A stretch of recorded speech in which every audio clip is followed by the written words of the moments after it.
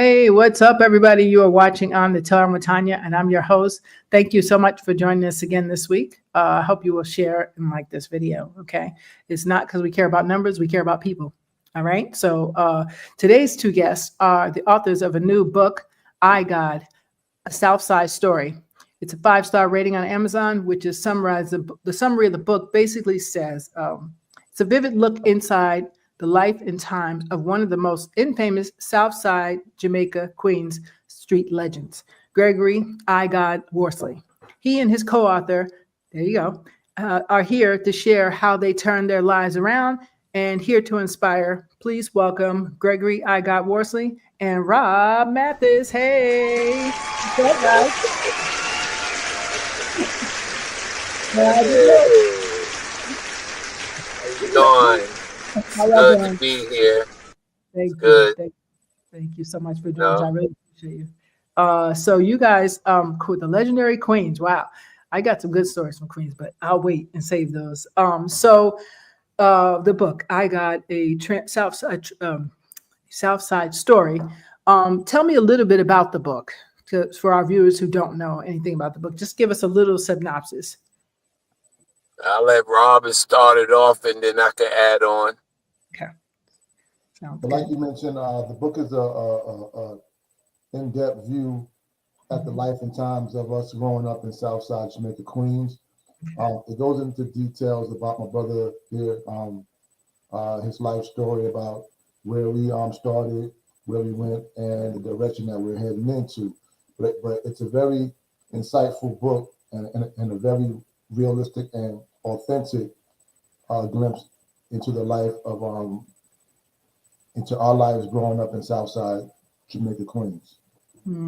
Wow, good. And so I see it's got very good reviews on Amazon. And you guys have been doing these speaking engagements with that? Yes, we have. We have done quite a few of them. I'm looking to do more down the line, but at this time, I'm going through some type of personal situation that's keeping me from being able to travel like I want to.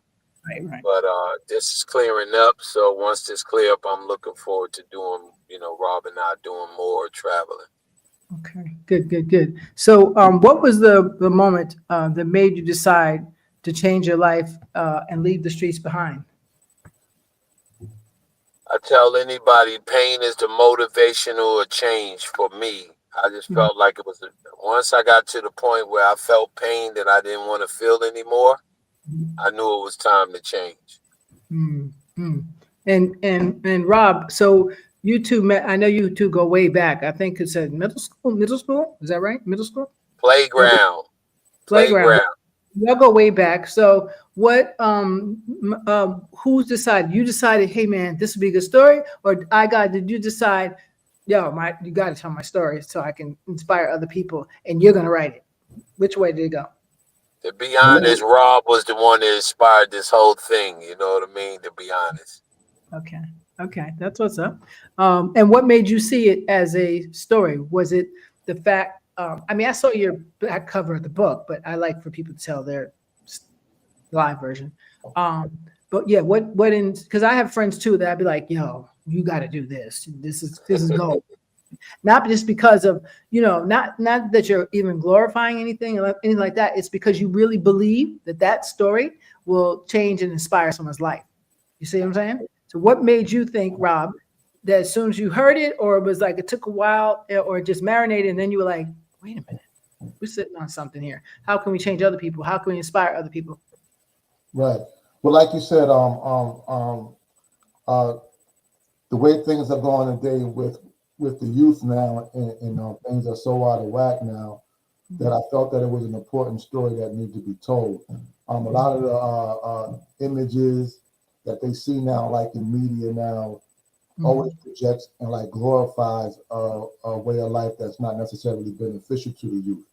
So like I felt that they needed to hear this heartwarming story and once again an authentic story of what the real side of life is, not what the media projects to them, setting themselves up for failure. So like we were people that we believe more of what we see.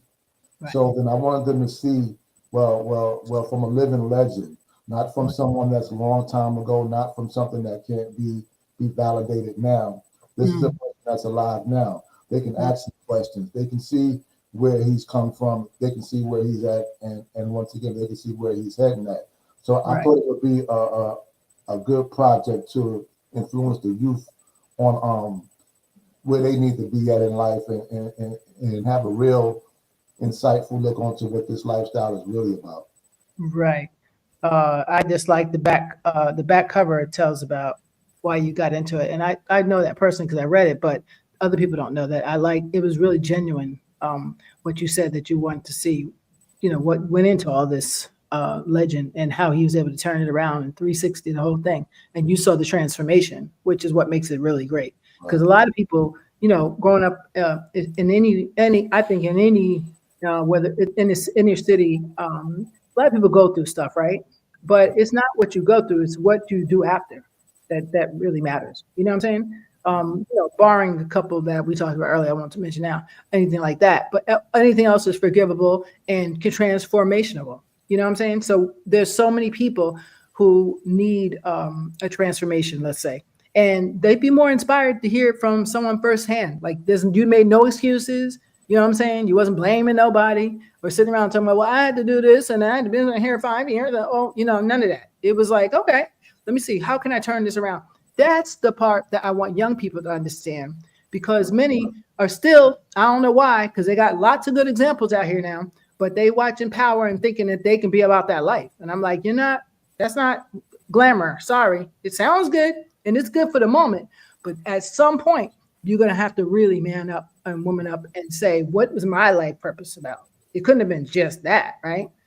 And I love this whole book and concept. And I see you're going to do something else with it too. We'll talk about that later. But I loved it because, it's something real that kids can identify with, and not just say, oh, it's always, I'm making that name to give you somebody famous. It's Viola Davis. But we don't know her. And I love her, by the way. I love her. So nothing, no shady. But I'm just saying, we know her. Okay, she made it. And even she had a story. It's like, okay. But if it's somebody tangible, somebody that I can actually see right now, if I go to X, Y, and Z, that makes it way more efficient, as I'll just say. So I appreciate you guys. What was some of the biggest challenges that you guys faced during, what are some of the biggest transitions that you faced during your transition from becoming from the streets to a community leader? Well, it's almost like a thin line between love and hate to me. Even though you may cross over and become conscious, I feel like I'm a conscious thug, 'cause I still got my street side, but I don't use it in a wild way. You know what I'm saying? I use it to enhance it better on the corporate side, because I learned a lot on this side, and basically, I just felt like, when you put both of them together, it just makes you more superb, because you got a balance of both sides and both understanding of what one side may not have or lack, and the other side may have and not, may lack. So by knowing both sides, you're able to put them both into its proper perspective. And that's the part, taking those experiences and turn them into the boardroom and into the meeting room. That's very important. What do you believe your experiences, from your past situations to what you do now, helped you because you knew the streets and because you knew everybody, you knew everything, you knew what to do, how to make money, all that. Do you think that even though in spite of being, put wherever you had to go and all that, in spite of that, you still turned it around? Do you think that street smart helped you? Oh, today? yes, most definitely. Because, once I learned that the greater your adversity are in the world, the greater of a greater opportunity of a blessing on the opposite side. So even sometimes living on the opposite side gives you a skill, because once you really learn what you need to learn on that side, now you could come back and start sharing this with other people. Like, it becomes like a job, a real skill. So now you teaching, youth and stuff how to stay out of high risk situations, unhealthy contracts, just knowing how to live with others and stuff like that. That, a lot of us, has been taught in my age, we've been taught that. But in nowadays age, it's hard to be taught that, because there's a lot of the fathers are not in the house, and there's things that are missing. I mean, it's even to the point where there's no activities going on in the house. Everything seems to be programmed. Right. So, it's so by me living like on both sides, from the criminal side to the corporate side, from the, being a youth and looking at the youth today, Right. I'm able to cipher out what's missing. I like that. And that's the something I used to tell young people when I was a drug counselor. I was like, if you just take these street smart skills and put them in an office somewhere, you're gonna fly over your boss. because think about it, the accounting skills are impeccable. People skills, which is everything. Like you can't do there's no job you can do if you don't have people skills. Guess what? It's gonna be a problem. It's gonna be a problem. And so you have to have something. It may not be in the arena that I did or she did or he did, but it is still, there are so many sets of skills that I used to tell young people, like, why you should be taking this in an office somewhere, your own office. I hope, make your own business is better. That makes more sense, right? Because you're used to managing yourself. And there's nothing wrong with that. Entrepreneur is the way to go, in my opinion. But it's hard for me to tell young people. I like for them to hear it from someone who's been there, done that, because then they can say, well, what did you transition this skill into? There's always a wise one, thinking like they know more than you do. But there, can you think of one thing that really, really helped in their business since now that was from before? Yeah. Marketing, especially marketing when it comes to like, building clientele up on, on the non-corporate side. You have to know gimmicks.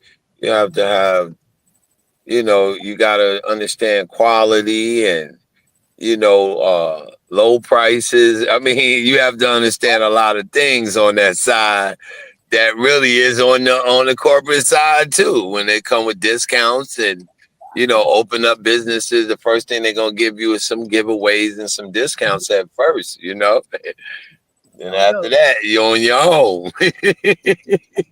They're out there. Let's go.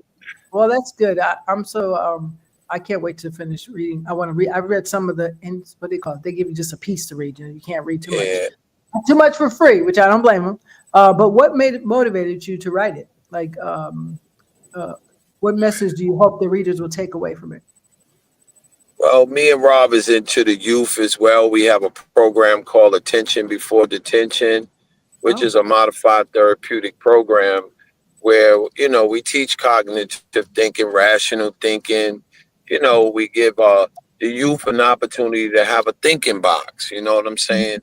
And once again, by having a thinking box, then what we do to complete it is to bring the internship in, where we actually bring courses in, to give the youth a skill that maybe he have inside of them,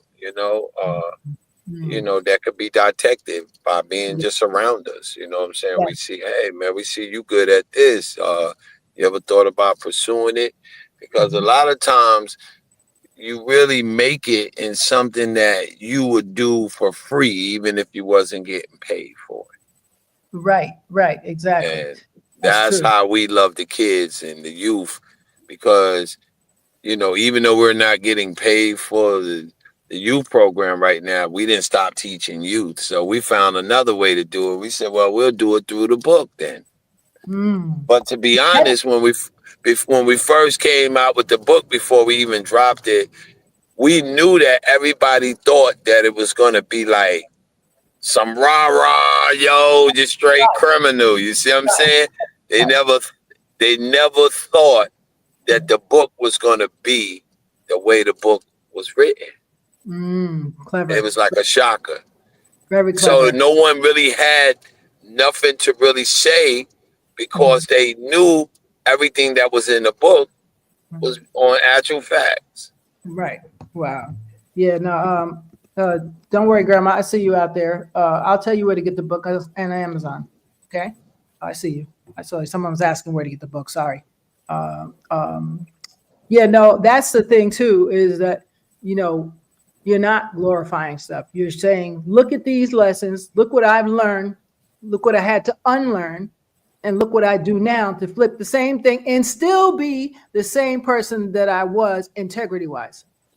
You see? So I still have character. I still have, all those things. Now I just learned to channel it to something that's positive and something that's beneficial to the community. That's what they need to understand. A lot of people right now are just selfish. They just want to think about me, me, me.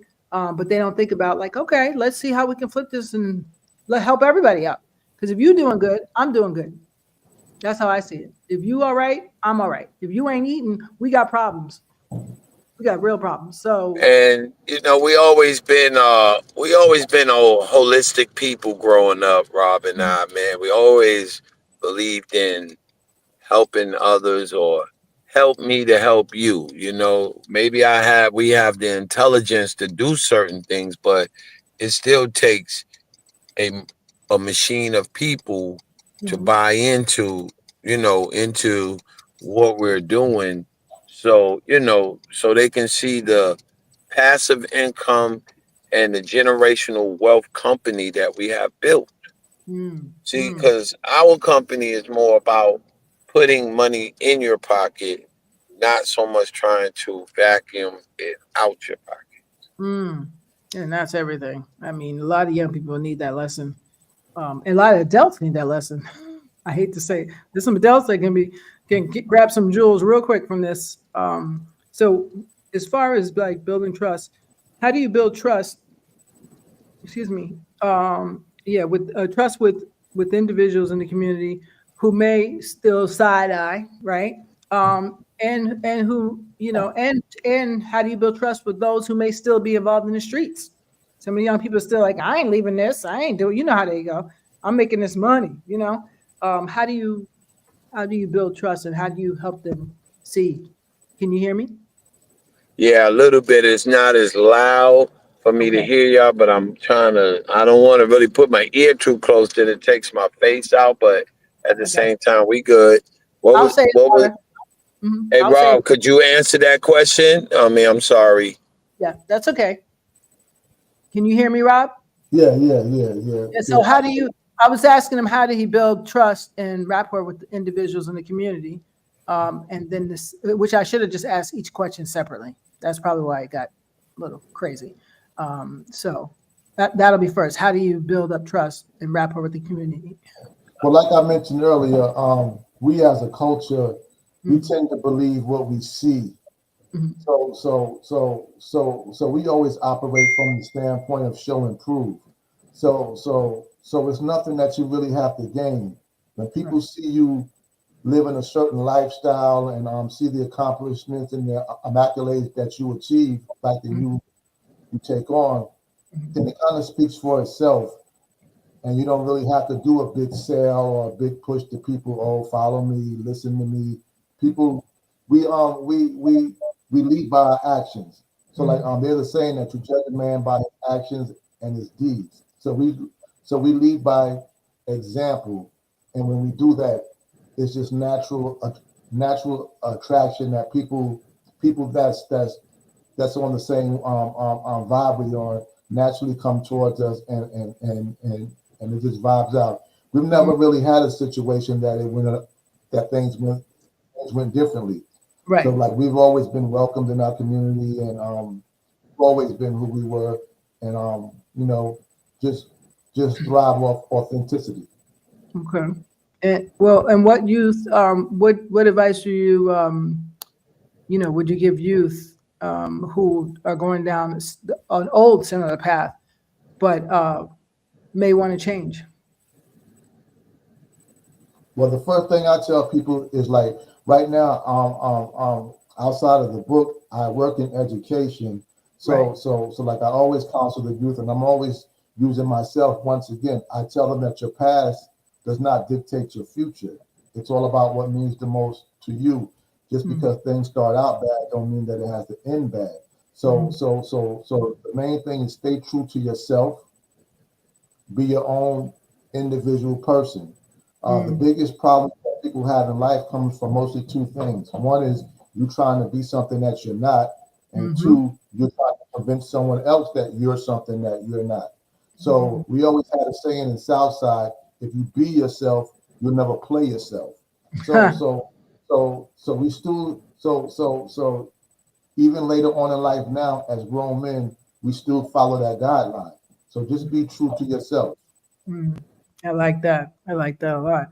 Um, um, how does okay? So how did you get your company started? Because I know you produce as well. So how did you get your company started, Rob? Me?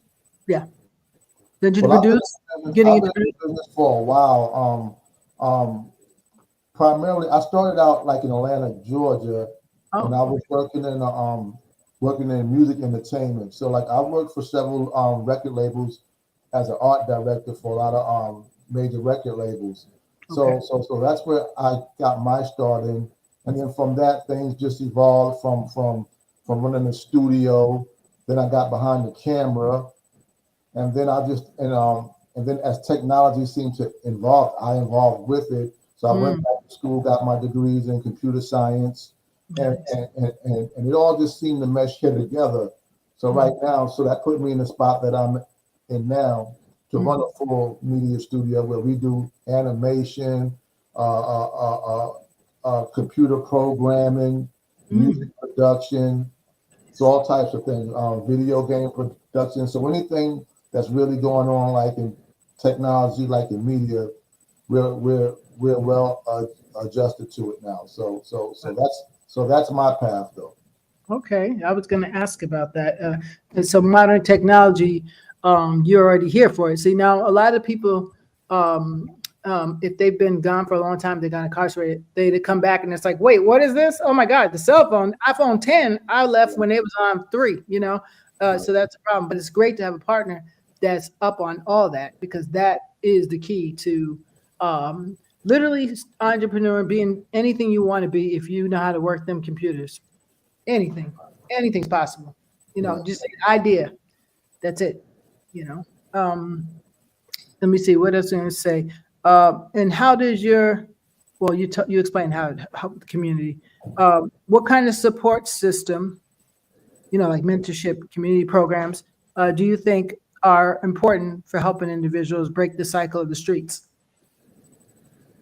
Well, I feel that like a program like I got is running attention before detention programs like that really have a hands-on quality that's really administered to the youth. Lots of times, like growing up in Southside, we'd have guest speakers that come and tell us, "Oh, just say no," but they never really presented something to say yes to. Right. So we're more on hands right there with it to show them, well, look, I'm not just telling you a way, I'm providing you a way. So that's what I feel the youth of today need. They need more hands-on people that's really taking control and ownership to actually lead these kids down the right path. Right. Right. Wow. Well, that's great. The community work is real. How do you envision expanding your impact upcoming? I know you said someone asked here, Grandma Norma asked, are you going to make a movie? So that's interesting, because tell them what you was thinking about doing.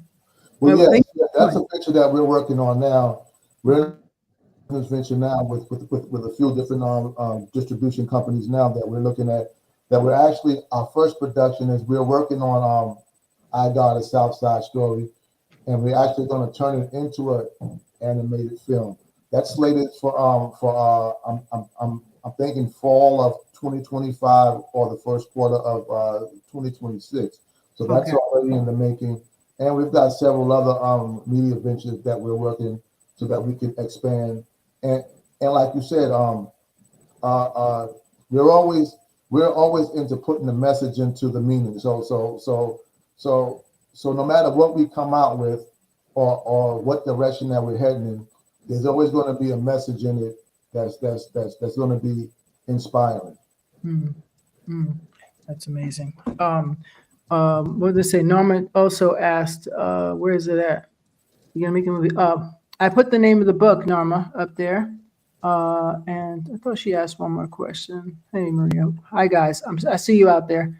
Some of you. I can see some of you Facebook. I can't see my YouTube people. So thank you for checking in. Oh, what community do they work in? What community do you work in? So that way, I guess anybody from those areas can see how they can help out. Right. Well, I'm in 3 areas. New York City, of course, that's the hometown. Mhm. Also here in Atlanta, Georgia, Okay. and also in Richmond, Virginia. Oh, Richmond. Okay, cool. Okay, so that's good stuff. That's good. Is it a nonprofit or for profit? Well, we have a couple. We have both. We have a nonprofits and for profit. The program that I got is talking about, that's a nonprofit. Okay, nice.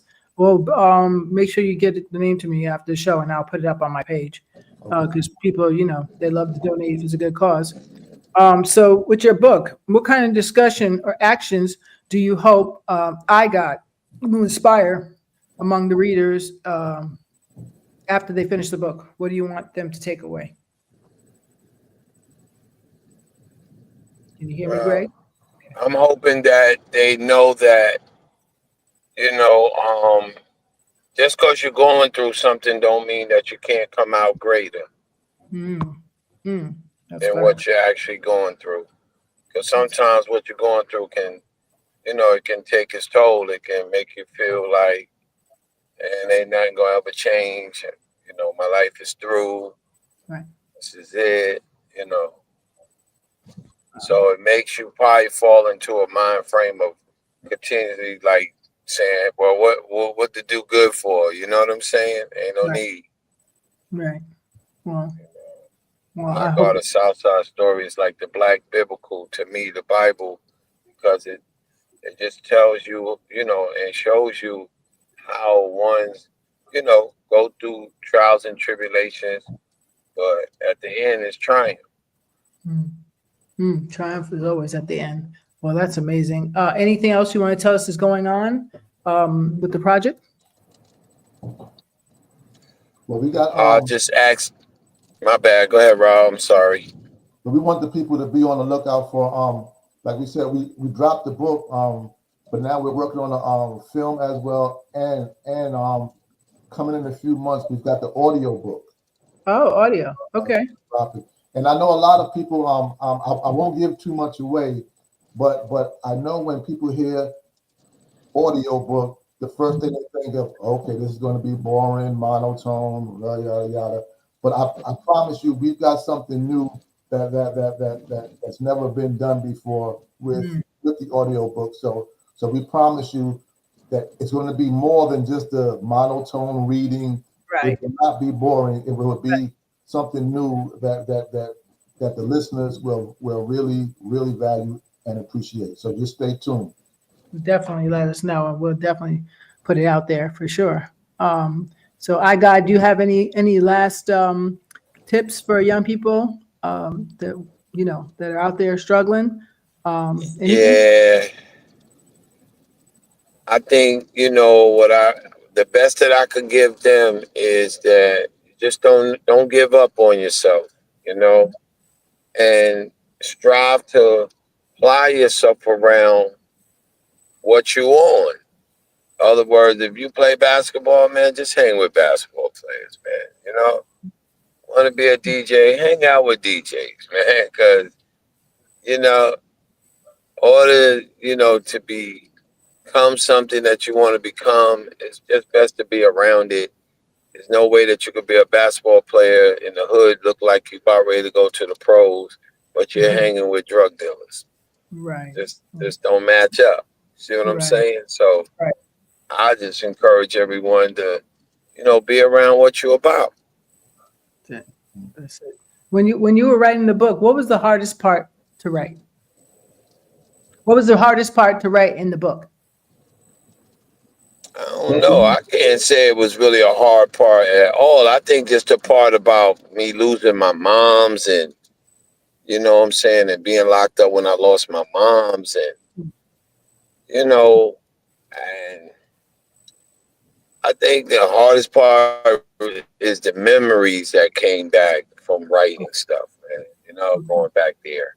Because now you're going back to a place, I'm not going to say it's dark, but it's an uncomfortable place. It's like it's an uncomfortable feeling that you have to get comfortable with to be able to accomplish it. Because, man, I cried.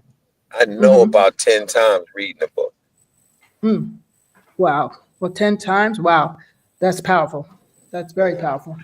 And it be happy cries too. It don't be like crying like, sad or nothing. Just the memories. Yeah, the memories, man. Like that. We got to get those memories back into the world today.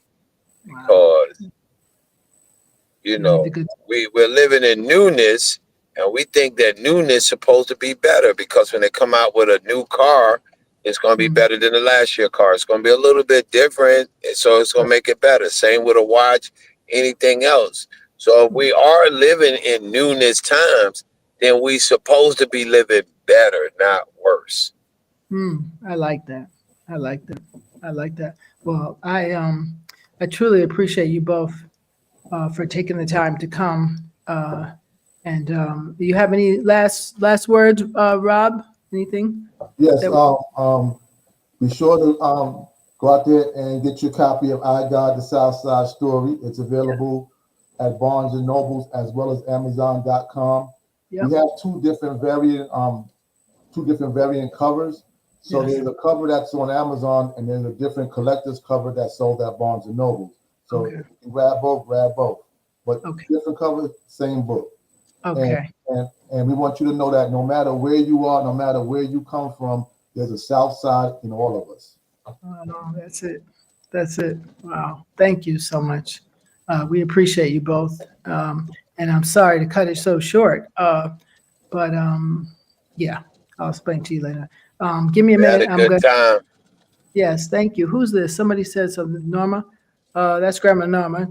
Brooklyn in the building. Hey, how are you? Thank you for you guys. God bless you. Thank you for watching. Appreciate you guys out there. I'm trying to see, did I miss anybody? Question particularly. But you know where the book, you know where to find me. If you don't know, I can send you to their page. I grew up in Harlem. Yep. Okay, I'll tell you where to get it. Don't worry, I got you. But yeah, I want you to just, if you can get the book, give it to a young person that you know. They may be living right already. Who knows? But if you see them going left, there's a chance to curb them back. You know what I'm saying? So get the book, share this information. Again, we don't care about numbers. We care about people. So I appreciate everybody who took time to watch today. I hope that you'll share this and pass it along because somebody needs a word out here in these streets. Okay. Somebody needs it. So I hope you'll do that. Okay. And we will check you out next Sunday. Same time, 4 o'clock. All right. All right, guys.